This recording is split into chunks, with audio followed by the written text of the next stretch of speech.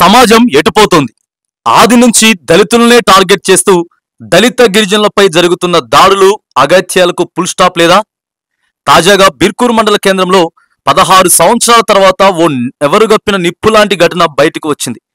వివరాల్లోకి వెళితే బిర్కూర్ మండల కేంద్రానికి చెందిన బీసీ సామాజిక వర్గానికి చెందిన నర్రా సాయిలు అనే ఒక నాయకుడు, మాజీ మత్స్యశాఖ జిల్లా అధ్యక్షుడు, అదే గ్రామానికి చెందిన నల్లజరు జ్యోతి 16 సంవత్సరాల క్రితం పాఠశాలకు వెళ్తుండగా లోబరుచుకున్నాడు. ఆమెకు మాయమాటలు చెప్పి తల్లిదండ్రులను మాయలో పడేసి ఆమెకు 2 ఎకరాల పొలం బాన్సువాడలో ఒక ఇంద్రభవనం 5 తులాల బంగారం ఇస్తానని లోబరుచుకొని నేటికి ఆమెకు మొండి చేయి చూపించాడు. ఆమెకు ప్రస్తుతం 8 సంవత్సరాల బాబు సైతం ఉన్నప్పటికీ తల్లి కొడుకును రోడ్డు పాలు చేశాడు. ఈ విషయంపై కుటుంబ సభ్యులు నిలదీస్తే వారిపైనే దాడికి పాల్పడ్డాడు. చివరగా నల్లజర్ల జ్యోతి కుటుంబ సభ్యులైన 4గురిపై దాడి చేసినట్లు పోలీసులు కేసు నమోదు చేశారు. అదేవిధంగా నర్రా సాయిల్పై అతనికి సంబంధించిన మరో 3గురిపై SC ST అట్రాసిటీ కేసు, అంతేకాకుండా నర్రా సాయిల్పై గృహహింస కేసు నమోదు చేసినట్లు పోలీసులు వెల్లడిస్తున్నారు. కాగా నల్లజేరు జ్యోతి కుటుంబ సభ్యులు మాత్రం తమ కూతురిని 16 సంవత్సరాలు ఉన్నప్పుడే నరసాయిలు లోబరుచుకున్నందున ఆయనపై పోక్సో చట్టం కింద కేసు నమోదు చేయాలని, అదేవిధంగా ఇంట్లో పుస్తెలతాడుతో చంపేందుకు ప్రయత్నించినందున ఆయనపై హత్యాయత్నం కేసుకు సైతం నమోదు చేయాలని వారు డిమాండ్ చేస్తున్నారు. నా పేరు నరజర్ల జ్యోతి.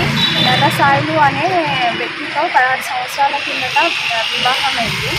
ఇప్పుడు వివాహం చేసుకున్న తర్వాత పెళ్ళి రాందే ప్రేమించి తర్వాత ఇప్పుడు పెళ్లి చేసుకొని నీకు 2 ఎకరాల పొలం ఇస్తా, వాళ్ళైతే బాన్సల్లో ఇల్లు కట్టిస్తా, 5 తులాల బంగారం పెడతా అని అన్నీ చెప్పి మోసం చేసి బెదిరించి పెళ్లి చేసుకొని ఇప్పుడు బాబు 7 సంవత్సరాల బాబు ఉన్నాక ఇప్పుడు మాకేం కూడా చేస్తాం. 7 సంవత్సరాల బాబు పుట్టిన తర్వాత ఇప్పుడు ఇంట్లో అడుగుతా వేరే ఆమెతో సంబంధం పెట్టుకొని అక్రమ సంబంధం పెట్టుకొని ఇంట్లో నాకు బాగా గృహహింస చేసిండ్రు.